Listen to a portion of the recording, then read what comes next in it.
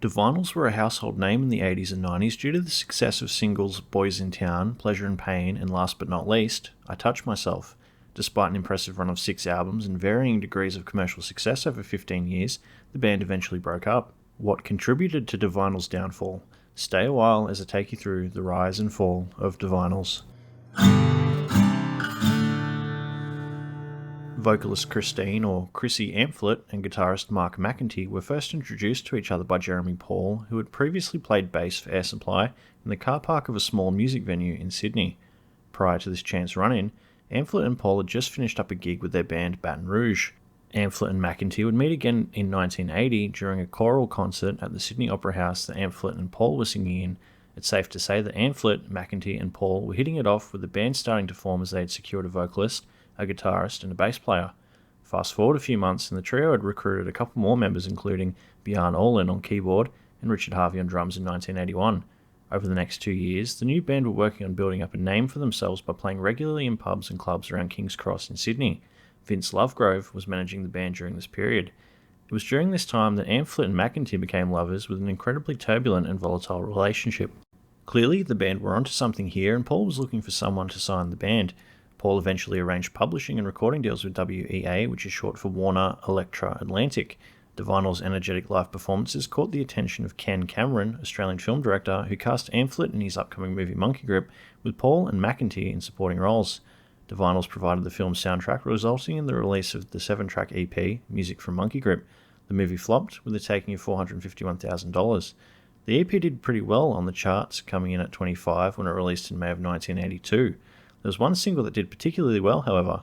Boys in Town charted at number 8, and Only Lonely released as the second single but failed to make the same impact as Boys in Town. In 1983, Divinyls performed as the opening act at the US festival held in California. Following their initial rise to fame, Paul left the band. Paul was replaced for a little while by Ken Firth, who had played for the Ferrets before leaving himself, with Rick Grossman staying on playing bass for multiple years. More on that later. Between taking part in making movies, the band were touring locally at home and writing for their second release titled Desperate. Mark Opitz had previously produced for AC/DC and Rose Tattoo, so Divinyls were in good hands. The first single from the upcoming album, released in November of '82, titled Science Fiction, charting at number 13. Most of the album was written by Amphlett or McEntee, with only Olin writing Siren. Desperate released in January of '83 under the Chrysalis label, charting at number 5 and going platinum with more than 100,000 units sold. This was the beginning of the band's commercial success. The Village Voice, an American publication, scored the album an A- with positive things to say.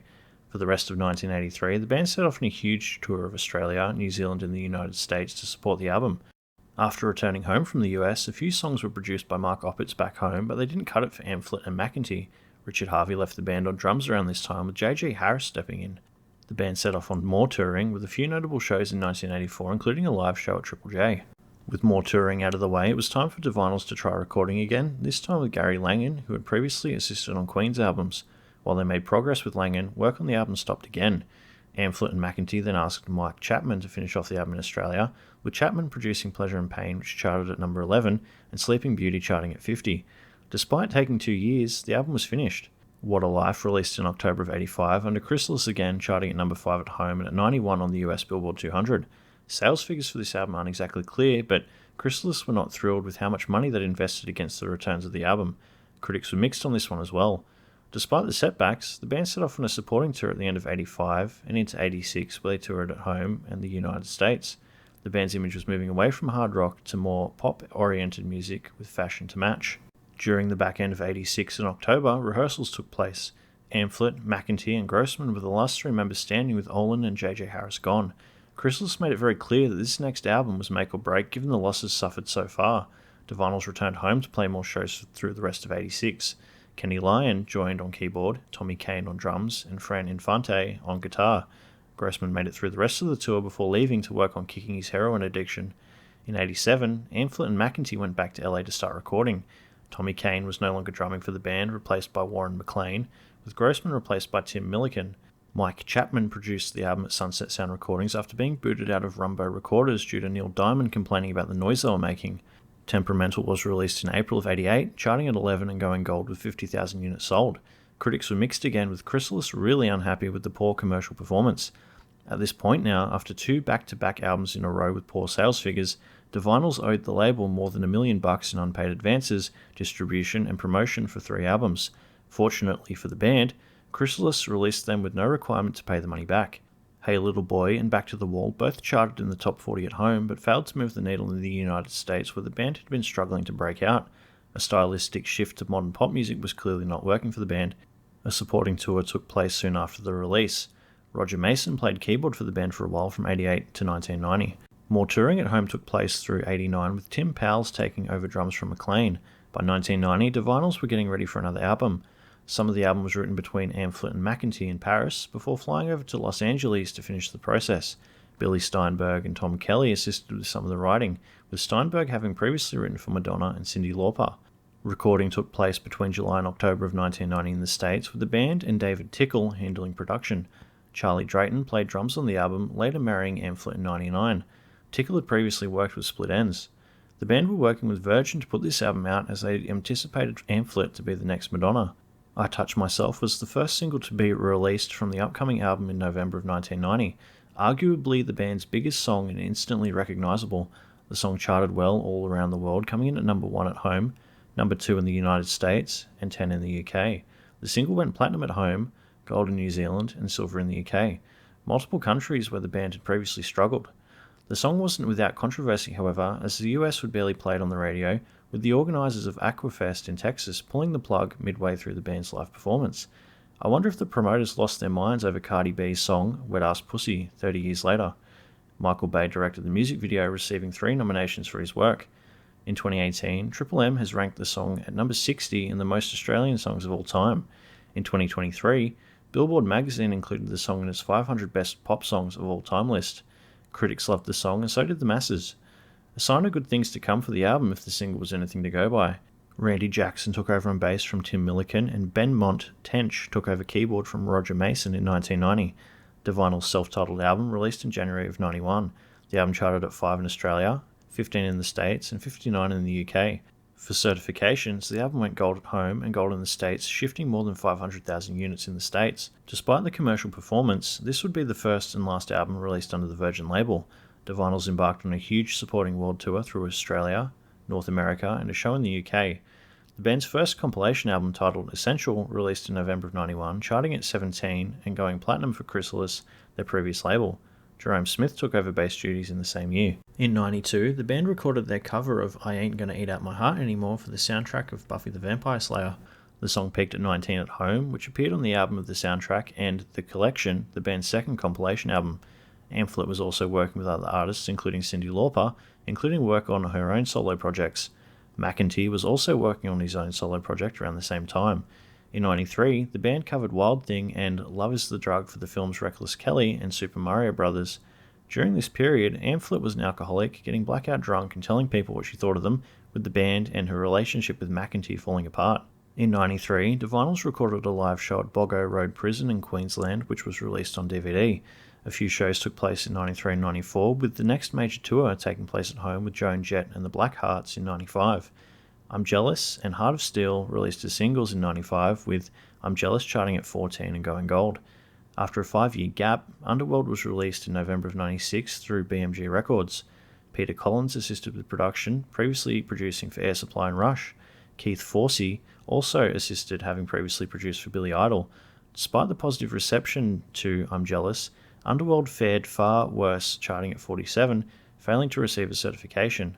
96 would see the end of Divinyls for quite some time, with Amphlett and McEntee going their separate ways due to personal issues including substance abuse. After the release of Underworld, Amphlett turned her focus to the stage. In 98, she portrayed Judy Garland in the Australian theatre production The Boy from Oz, which laid out the life of entertainer Peter Allen. The show was a hit, and Amphlett earned herself praise for her portrayal of Garland during these years, earning a Helpman Award nomination for Best Female Actor in a Musical. Amphlett and McEntee began focusing on individual projects and collaborations with other musicians. From 2000, Amphlett lived in New York City with Charlie Drayton, while McEntee remained in Australia in Perth, where he co-ran the fashion label Wheels and Doll Baby with his partner Melanie Greensmith. In November of 2005, Amphlett released her autobiography Pleasure and Pain, My Life, which was co-written with Larry Ryder. The book was written about her career highlights, battles with addiction, relationships, and her experiences with Divinyls. Amphlett and McEntee still hadn't patched things up by 2005. By 2006, Amphlett and McEntee had patched things up due to a special event. In August of 2006, Divinyls were inducted into the ARIA Hall of Fame, performing together for the first time in 10 years at the ceremony. Shortly after, Divinyls reformed. The band was signed to Universal Records and brought Andrew McManus back on board as their manager. Greatest Hits was released through EMI Music in August of the same year, charting at 50. 4 new songs were created, with the first 2 being Don't Wanna Do This and Asphyxiated, releasing in November 2007. Don't Wanna Do This charted at 148. Track number 3, All Pretty Things, released as part of a compilation album for the Homebake Festival. The band had plans of recording a new album. In November of 2007, the band performed at the Australian Idol Grand Final held at the Sydney Opera House. Their performance of Boys in Town had to be repeated due to Channel 10 botching it the first time around. The band then took off on a national tour across Australia in December of 2007, containing a new lineup that included Charlie Drayton on drums, Jerome Smith on bass, Charlie Owen on guitar, and Clayton Doley on keyboards. During that run of shows in December, Amphlett publicly announced in an interview with Richard Wilkins on A Current Affair that she had sadly been diagnosed with multiple sclerosis. Despite the diagnosis, she expressed excitement about touring with Divinyls again. The following day, the band headlined the Homebake Music Festival, where Amphlett played an emotional performance. Nearly 2 years later, in August of 2009, Amphlett announced that Divinyls had come to an end and that she had formed a new band based in New York. Amphlett worked on a few different projects after Divinyls, including the Tulips and the Australian Rock Symphony in January of 2010.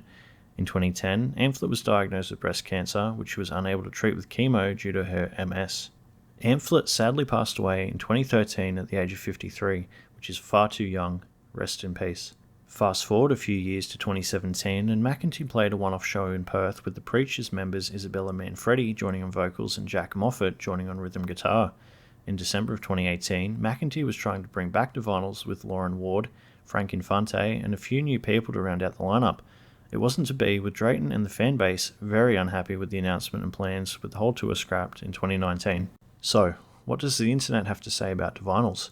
Over on Reddit, there's a thread where one user posted the music video for I Touch Myself. Quite a few people are talking about Chrissy Amphlett, including the following comment. I remember going to watch Chrissy and the Divinyls at the Dalrymple Hotel in Townsville, North Queensland in 1988. She was sexy as fuck and it was a great night. This song brought back some great memories. Rest in peace, Chrissy. Over on YouTube, in the comment section of the Boys in Town music video, users are far less crude with the following to say. She's honestly one of the coolest singers of a band ever. So much attitude. They should have been one of the biggest bands in the world.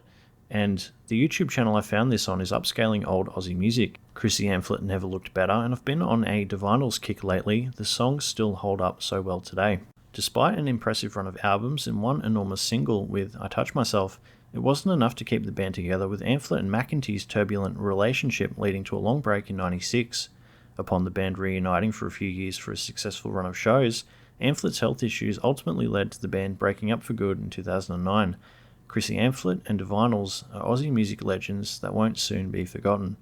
Thanks for watching.